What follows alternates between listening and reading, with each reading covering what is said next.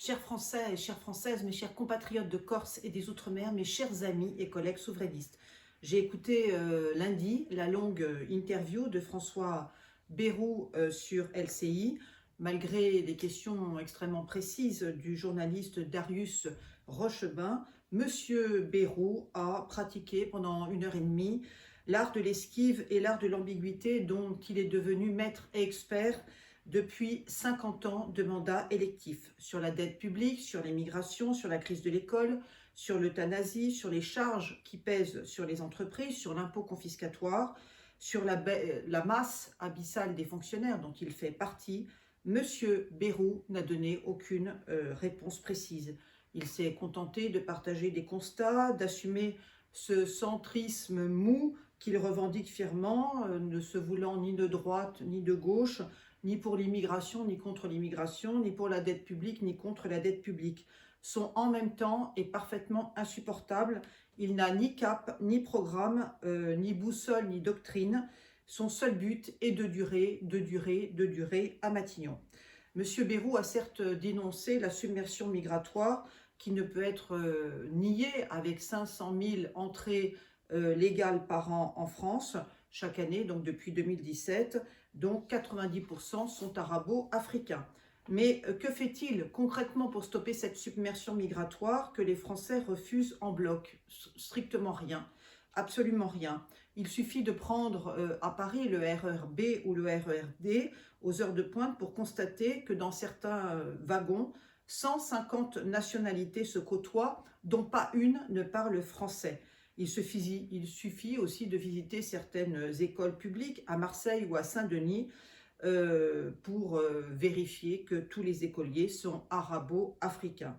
La submersion migratoire est devenue une réalité incontestée et incontestable en Île-de-France et à Marseille, où les Français de souche sont désormais minoritaires. Nous avons encore et de nouveau la preuve que M. Bayrou a été choisi par la Macronie pour que rien ne change, pour que rien ne bouge, pour que rien n'évolue. Le mode de fonctionnement de M. Bayrou est totalement cynique. Il est basé sur 3 principes: l'inaction, l'inertie, l'immobilisme. L'inaction, l'immobilisme, l'inertie. M. Bayrou pense qu'en maintenant ce mode de fonctionnement indigne, il va pouvoir durer jusqu'en 2027 et maintenir la Macronie en place. Qu'il sache que nous faisons absolument tout, mes sympathisants et moi-même, en tant que présidente des souverainistes, ainsi que toute l'opposition, qu'elle soit de gauche ou de droite, pour qu'il soit limogé et éjecté de Matignon au plus vite. Son inaction nuit à notre pays, notre France bien-aimée. Monsieur Bayrou craint la presse et les commentateurs désobligeants. Voilà pourquoi il envoie ses ministres au casse-pipe, balancer des idées totalement saugrenues et créer chaque jour de nouvelles polémiques, et ce, afin d'occuper les médias mainstream. Mais au fond, depuis sa nomination le 13 décembre dernier, il ne se passe rien. Depuis le 13 décembre 2024, M. Bayrou n'a signé aucun décret, aucune circulaire, n'a pris aucune décision, n'a engagé aucune réforme, ni avancé la moindre idée pertinente. M. Bayrou enchaîne les constats, les discours, les slogans, les belles phrases, mais au fond, il ne se passe rien. Il n'agit pas, il ne décide de rien et ne veut surtout ne rien décider. Mais pendant ce temps, en France, les titres de séjour s'accélèrent, l'immigration clandestine progresse vu que nos frontières sont des passoires.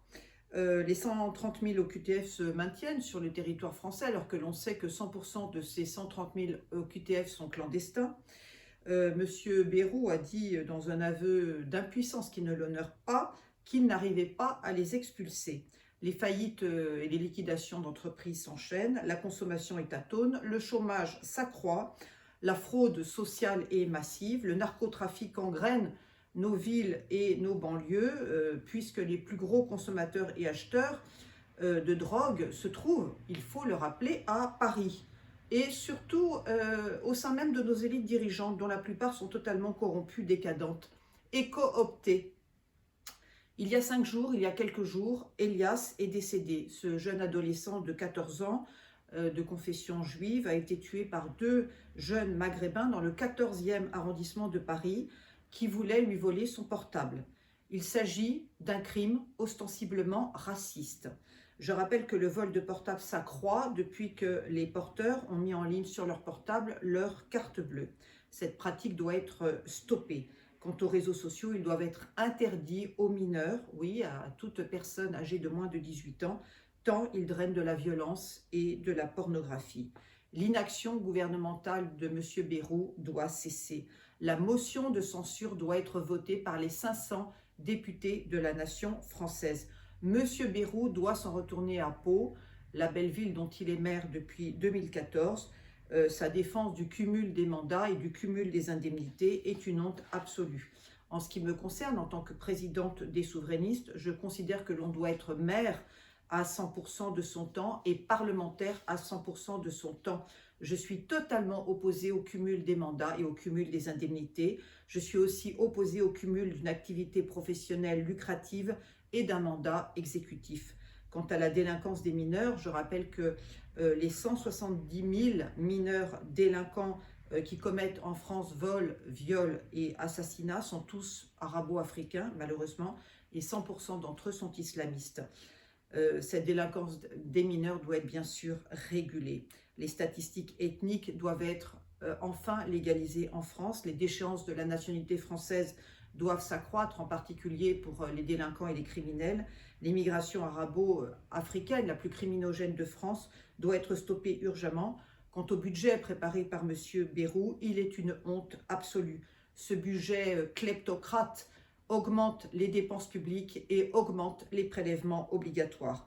Il suffit de constater la lourdeur des impôts, la massivité des taxes, 480 taxes aussi nombreuses qu'abusives, la massivité des prélèvements sur les donations et les successions, la massivité des contributions exceptionnelles, la massivité des charges sociales et patronales sur les salaires, l'ignominie de l'inflation spéculative pour prendre conscience que ce gouvernement Bayrou n'a qu'un seul but: nous voler, nous spolier, nous racketter. Oui, nous voler, nous spolier, nous racketter. C'est en raison de ce racket institutionnalisé que tant de jeunes Français, tant d'entrepreneurs quittent notre France bien-aimée.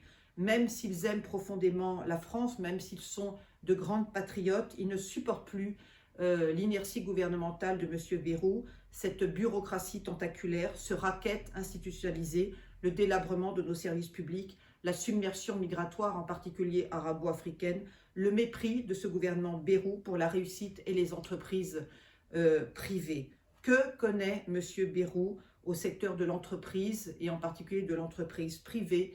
Il n'en connaît strictement rien. C'est un fonctionnaire qui vit depuis 50 ans du fonctionnariat et de ses mandats électifs. M. Bayrou a dit lors de cette interview mépriser l'argent, en tout cas n'avoir aucune... pour lui, l'argent ne fait pas le bonheur. C'est facile de dire que l'on méprise l'argent quand on vit dans le somptueux hôtel de Matignon, entouré de domestiques et d'agents de sécurité, quand on cumule à la fois son indemnité de Premier ministre, sa retraite de fonctionnaire, ses indemnités électives, qu'on rentre à Pau en Falcon chaque vendredi soir. Je pense que les 9 millions de pauvres et d'allocataires du RSA apprécieront l'indécence de M. Bayrou sur la question monétaire. J'espère donc que les 500 députés de la nation française vont se réveiller et virer M. Bayrou, ce voyou en col blanc, via la prochaine motion de censure. Il est insupportable d'arrogance, il est insupportable de tartufferie, il est insupportable de condescendance. S'il est limogé, que va-t-il se passer? Eh bien, que de bonnes choses pour la France, notre pays bien-aimé. Je serai nommée Première ministre et chef du gouvernement. C'est mon vœu le plus cher pour 2025 et je remercie tous mes soutiens, mes amis, mes collègues souverainistes qui effectivement espèrent comme moi que je sois nommée Première ministre et chef du gouvernement. Ma lettre de candidature est sur le bureau d'Emmanuel Macron, on me l'a confirmé, lettre de candidature très officielle envoyée le 10 janvier 2025. Et comme vous le voyez, mes chers compatriotes, je ne lâche rien, je suis extrêmement déterminée. Monsieur Macron sait que la procédure de destitution pèse sur son quinquennat comme une lourde épée pesait sur la tête de Damoclès. S'il veut finir son quinquennat honorablement, eh bien, il doit me nommer urgemment Premier ministre et chef du gouvernement. Il doit accepter mon gouvernement de cohabitation formé de 30 ministres, 15 hommes et 15 femmes, issus à la fois de la société civile, du Parlement français et du Parlement européen. Parmi mes 30 futurs ministres, je tiens à le reconfirmer, aucun franc-maçon, aucun LGBT, aucun musulman, aucun israélite, aucun macroniste. L'ensemble des Français veulent rompre avec la Macronie. Pour une raison simple, leur communautarisme exacerbé nuit gravement à notre cohésion nationale. Mes transministres sont tous chrétiens et tous souverainistes. Ils défendent la souveraineté nationale de notre pays et la souveraineté du peuple français. Beaucoup sont issus du centre droit, de la droite et du Rassemblement national. Oui, je considère que les 11 millions d'électeurs de Marine Le Pen doivent être dûment représentés au sein de ce nouveau gouvernement de cohabitation. Je garderai bien sûr les quelques ministres de droite qui ont prouvé par leur volontarisme sur un certain nombre de sujets. Marine Le Pen doit comprendre que la Macronie, avec le soutien de ses juges patentés, travaille très activement à son inéligibilité. La magistrature macronienne se moque de son innocence. Elle veut l'éliminer de la présidentielle de 2027 et veut maintenir coûte que coûte l'oligarchie judéo-maçonnique qui gouverne la France depuis 1981, oui, depuis les années 80, depuis l'élection de François Mitterrand à la tête de nos institutions républicaines. Heureusement, nous sommes là, nous les souverainistes, nous la droite souverainiste, pour mettre fin à son impérialisme délétère. Monsieur Macron doit choisir un souverainiste de droite, de confession catholique, à la tête du Conseil constitutionnel, puisque M. Fabius va terminer son mandat. Il apporterait enfin la preuve de son émancipation politique, lui qui est sous la tutelle des Rothschild depuis son élection en 2017. Que vais-je faire si je suis nommé Premier ministre et chef du gouvernement? Je signerai moi aussi, comme M. Trump, avec volontarisme, avec réactivité, des décrets de 2 pages, clairs, nets et précis, afin de mener à vitesse grand V les réformes qui doivent être conduites pour sortir la France de l'endettement et du déclin. Je rappelle que la France vit depuis 2017 une grave crise financière, une crise diplomatique, une crise éducative, une crise gouvernementale, une crise culturelle, une crise migratoire, une crise identitaire profonde face au grand remplacement. Nous devons dès à présent retrouver le chemin du redressement, le chemin de la grandeur et le chemin de la concorde nationale. Si je suis nommée à Matignon, quelles sont mes 5 priorités stratégiques? Retenez du pouvoir d'achat aux Français et aux Françaises, veiller à la sécurité de nos villes et de nos villages, stopper l'immigration arabo-africaine la plus criminogène de France, réduire considérablement les dépenses ostentatoires de l'État macronien, arrêter l'artificialisation des sols pour protéger la biodiversité. Pour redonner du pouvoir d'achat aux Français et aux Françaises et aux populations ultramarines, je propose de supprimer les cotisations sociales et patronales sur l'ensemble des salaires, tant privés que publics, en généralisant des fiches de paie à cette ligne. C'est cette ligne étant la CSG, la CRDS, la retraite, la sécurité sociale, le handicap, l'assurance chômage et l'impôt. Tout le reste disparaîtra. Le salaire brut doit se rapprocher le plus possible du salaire net. Avec cette réforme de la fiche de paie, chaque salarié gagnera 10% de plus chaque mois. La mutuelle ne sera plus obligatoire et le déremboursement des médicaments sera stoppé. Je propose aussi de baisser la TVA à 5% sur l'ensemble des produits et des services hors produits de luxe et de généraliser le prêt à taux zéro pour tous les couples français et mariés. L'accès à la propriété pour le plus grand nombre doit être notre priorité gouvernementale. Pour redonner du pouvoir d'achat aux Français et aux Françaises, je propose de sortir aussi du marché européen de l'électricité et du gaz afin de retrouver les prix bas et réglementés de l'électricité et du gaz tels qu'ils s'appliquaient en 2017. Je propose bien sûr de réduire le nombre de taxes. Je propose de mettre fin à l'impôt confiscatoire en baissant les impôts des ménages et des entreprises, en élargissant l'assiette des contribuables, car aujourd'hui, seules les classes moyennes et les classes aisées, c'est-à-dire 18 millions de foyers fiscaux sur 41 millions, paient l'impôt. Les plus riches, c'est-à-dire les 147 milliardaires et les 3 millions de millionnaires français, échappent à l'impôt sur le revenu. Bien sûr, leur entreprise paie l'impôt sur les sociétés en raison de la multiplicité des niches fiscales. Il y en a 477 de l'opacité du Code général des impôts et de l'expertise de leur avocat fiscaliste. Avec moi, tout ceci sera terminé. Ce qui sera terminé, en tout cas, c'est l'impôt confiscatoire. Avec moi, l'impôt souverainiste sera un impôt juste, un impôt modeste, un impôt généralisé. Le Code général des impôts ira directement à la poubelle. Tous les Français et les Françaises paieront l'impôt sur le revenu, sauf bien sûr les plus vulnérables, c'est-à-dire les bénéficiaires du RSA et les couples mariés français ayant 5 enfants et plus. Je rappelle que le maintien des 477 niches fiscales que M. Bayrou ne veut pas supprimer, car beaucoup de ses amis sont millionnaires, prive les finances publiques chaque année de 85 milliards d'euros. Les 3 millions d'expatriés fiscaux qui veulent rentrer en France bénéficieront, j'en fais le serment, dès que j'arrive à Matignon, d'une totale amnistie fiscale, sous réserve bien sûr qu'ils donnent une contribution notable à la fondation de Notre-Dame de Paris pour restaurer nos 100 000 édifices catholiques. Et je souhaite encore remercier les très grands mécènes qui ont participé au paiement et au financement de la restauration de Notre-Dame de Paris. Merci, merci vraiment à eux. Pour veiller à la sécurisation de nos villes et de nos villages, c'est là ma deuxième priorité. Je propose que toute ville de plus de 20 000 habitants puisse se doter d'une police municipale armée.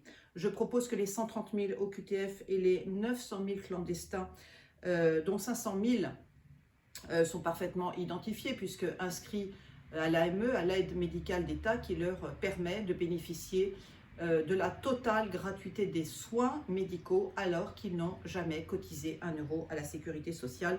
Cette AME sera supprimée. Et donc l'ensemble de ces 130 000 OQTF et 900 000 clandestins seront expulsés du territoire français. Monsieur Bayrou dit que ce n'est pas possible, qu'il n'y arrive pas. Eh bien, moi je dis que c'est tout à fait possible, c'est une question de volonté, c'est une question de détermination et surtout c'est une question de méthode. Je propose qu'1 million d'islamistes radicaux, dont heureusement une grande majorité sont en prison, soient déchus de la nationalité française en 2025 et retournent dans leur pays natal. L'islam politique, nous ne cessons de le dire, est parfaitement incompatible avec la République française. L'islam politique, nous ne cessons de le dire, est parfaitement incompatible avec les racines chrétiennes de la France, fille aînée de l'Église catholique. Nous ne pouvons pas le nier. Je ne vois pas pour quelle raison nous importons chaque année tant de délinquants. Les 2 mineurs qui ont tué Elias, 14 ans, dans le 14e arrondissement de Paris, sont, nous le savons, des fils d'émigrés. Dès que je serai nommée à Matignon, avec l'aide de mon futur ministre de l'Intérieur et de la Réimmigration, car tel sera son nouveau titre, je ferai fermer les 2600 mosquées salafistes éparpillées sur le territoire français, mais aussi toutes les écoles coraniques, tous les lycées musulmans, toutes les sandwicheries kebab, toutes les boucheries halal, toutes les friperies islamiques qui se multiplient dans nos villes et dans nos banlieues. Il nous faudra aussi démanteler, avec l'aide de l'armée, dans les 30 mois qui viennent, avant les présidentielles, les 500 zones de non-droit et les 5000 points de deal qui sont aux mains de communautés étrangères, en particulier maghrébines. Pour stopper l'immigration africaine, la plus criminogène de France, c'est là ma troisième priorité. Sur les 80 000 détenus, rappelons que 80% d'entre eux sont des émigrés ou des descendants d'immigrés arabo-africains. Je propose qu'en 2025, plus aucun visa ne soit délivré, ni aucun visa, ni aucun titre de séjour ne soit délivré à cette communauté et qu'un vaste plan de réimmigration des arabo-africains soit enclenché. Les arabo-africains ne partagent ni nos codes de civilité, ni nos codes de politesse, ni nos codes de courtoisie, ni nos codes éducatifs, ni nos codes culturels, ni nos codes vestimentaires, ni même nos codes alimentaires. Ils n'ont rien à faire en France. Qu'ils partent, tous et toutes. Leur violence endémique, leur trafic multiple et leur grossièreté légendaire sont totalement incompatibles avec nos mœurs et nos traditions françaises. Ils ne sont, nous le voyons bien depuis des décennies, ni assimilables, ni intégrables. Les entreprises françaises qui privilégient le recrutement de minorités ethniques je dirais, au nom de la discrimination positive sont des traîtres à la nation française. Il doit privilégier le recrutement de nos compatriotes français. Quant à la magistrature française, elle sera demain assermentée, serment formel sur la Bible chrétienne, et devra rendre la justice au nom du peuple français et non au nom de ses intérêts corporatistes, gauchistes ou idéologiques. Aujourd'hui, trop d'innocents, beaucoup trop d'innocents, parfois pour un tweet parfaitement insignifiant, sont persécutés, voire condamnés. Hier, un très grand patron de presse a dû démissionner en raison d'un simple like, alors que des criminels notoires sont toujours en liberté. Pour réduire les dépenses ostentatoires de l'État macronien, c'est là ma 4e priorité, je propose de réduire considérablement la complexité législative, normative et réglementaire qui accable les entrepreneurs, qui accable les agriculteurs, qui accable les Français, les Françaises et les peuples d'outre-mer.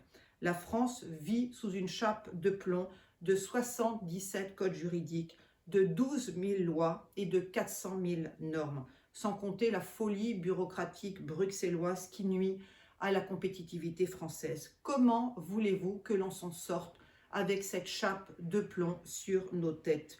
Je propose un choc de simplification et d'abroger les codes inutiles et les lois obsolètes durant les 30 mois à venir.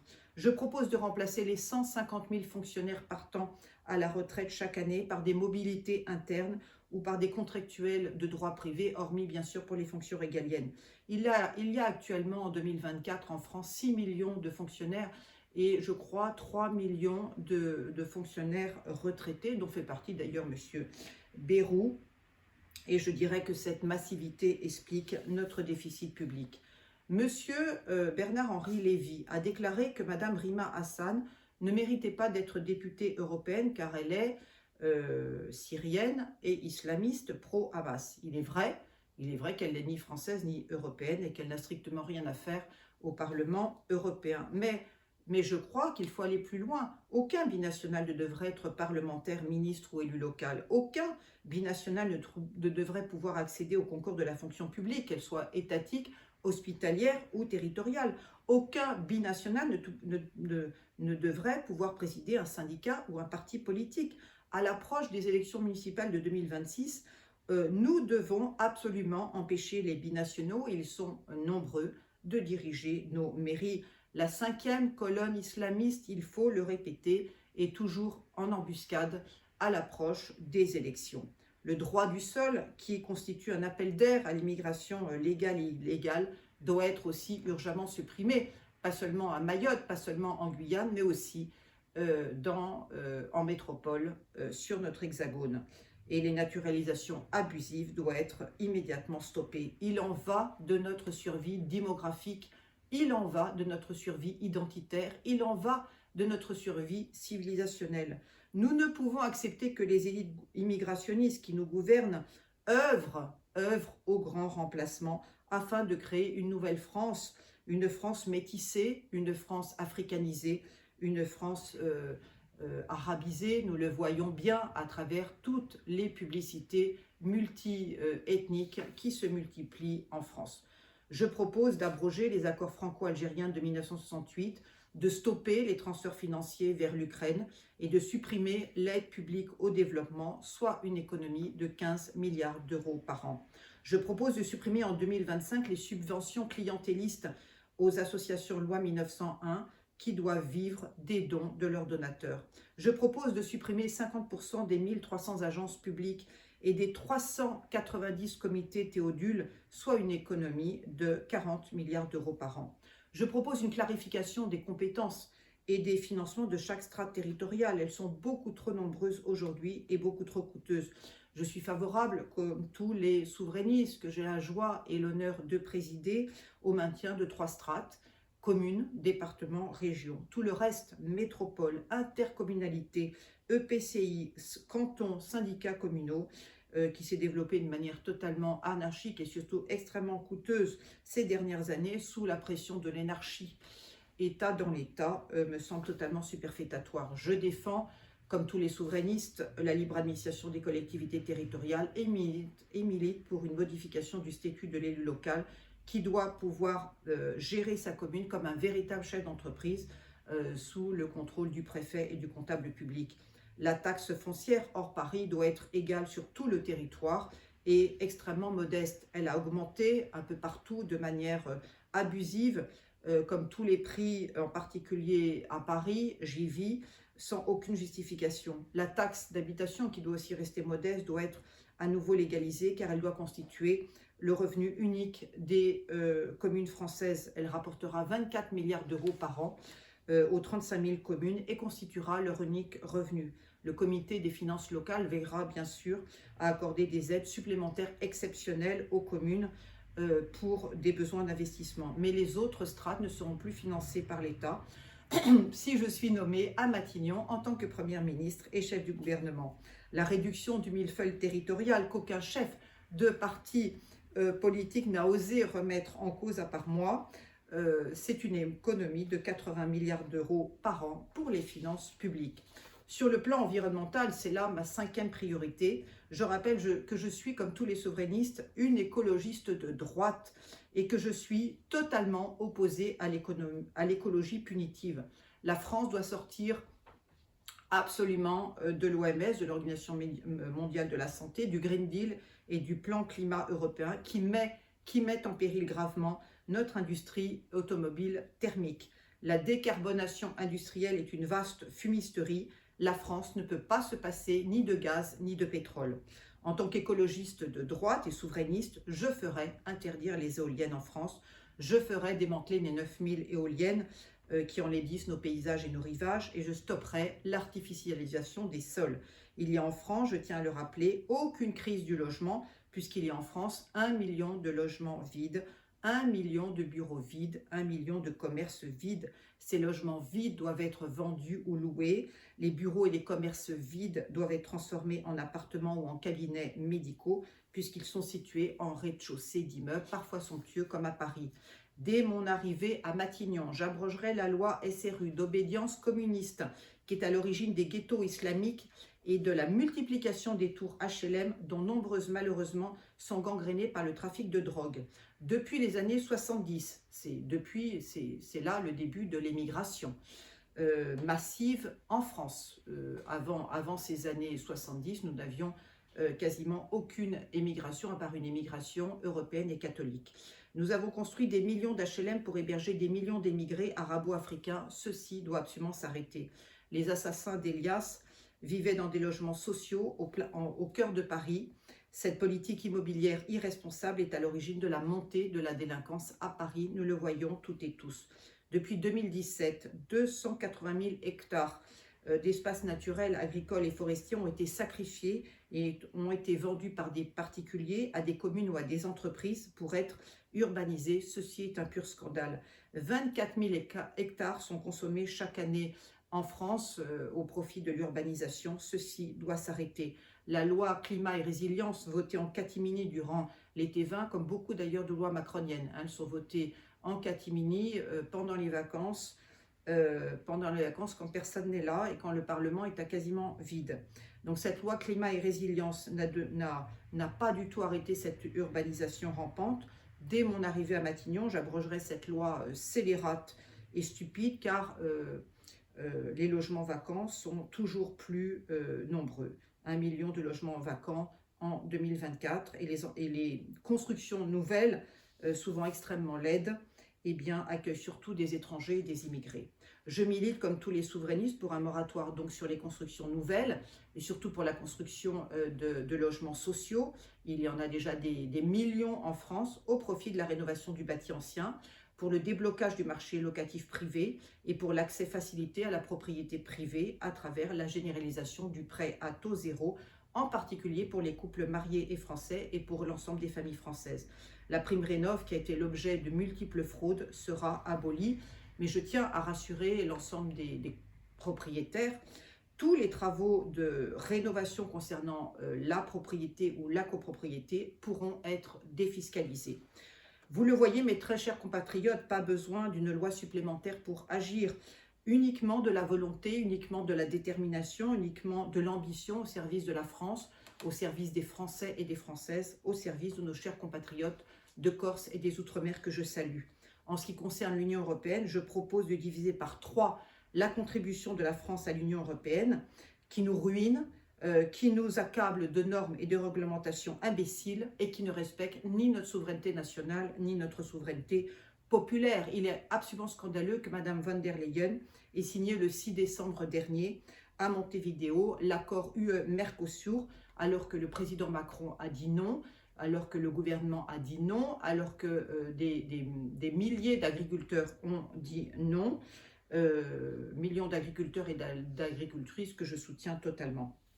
Depuis des décennies, nous avons sacrifié notre industrie française, nous avons sacrifié notre agriculture française, nous avons sacrifié notre compétitivité française, nous avons sacrifié notre commerce français en massifiant le commerce électronique, en ouvrant nos portes au libre-échange et à l'importation de produits américains et chinois. Et je dis stop, stop et encore stop. La voix de la France, qui est le plus gros contributeur de l'Union européenne après l'Allemagne, doit être entendue, sinon elle pratiquera la politique de la chaise vide comme De Gaulle l'avait fait en son temps. En ce qui concerne notre dette publique qui atteint 3 300 milliards d'euros, je propose que pendant 9 mois, un audit de nos créanciers français et étrangers soit entrepris et qu'aucun nouvel emprunt de la France ne se fasse sur les marchés financiers. Nous n'en avons pas besoin, il suffit simplement de bien savoir gérer la France et surtout l'État. Le montant considérable des impôts, des taxes, de la CSG, de la TVA suffit largement à payer nos fonctionnaires et à faire fonctionner les services publics français. Quant aux crypto-monnaies, je vous invite, mes chers compatriotes, à vous en méfier comme de la peste. Ne soyez pas les dindons de la farce. Ne soyez pas crédules face à ces crypto-spéculateurs sans foi ni loi ni moralité qui veulent vous voler, vous spolier et vous racketter. Ceux qui ont inventé les crypto-monnaies sont les mêmes qui ont inventé les subprimes à l'origine de la crise financière de 2008 et qui cherchent à ruiner les épargnants. L'inventeur du Bitcoin cache son identité car il sait bien qu'il vend du vent. L'argent virtuel n'a strictement aucune valeur. N'oubliez pas cet adage. L'argent virtuel n'a strictement aucune valeur. Préservez votre épargne.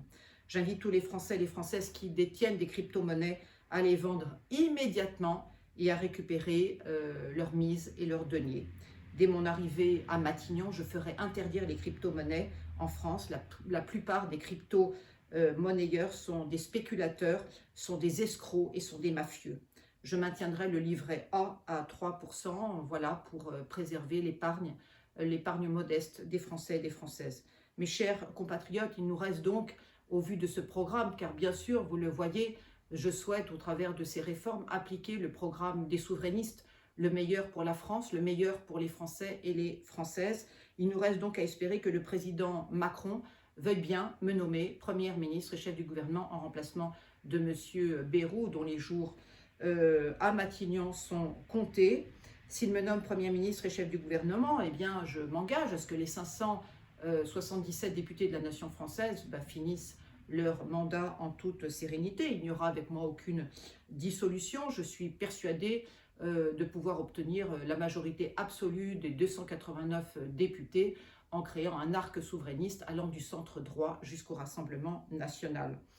Et donc, en me nommant, le président Macron finira lui aussi son quinquennat en toute sérénité. S'il ne me nomme pas Premier ministre et chef du gouvernement, le président Macron, je lui ai dit, prend le risque d'être destitué dans quelques semaines, car les Français, et surtout les élus, en ont plus qu'assez de la Macronie, de ses polémiques, de ses dépenses ostentatoires et de ses scandales à répétition.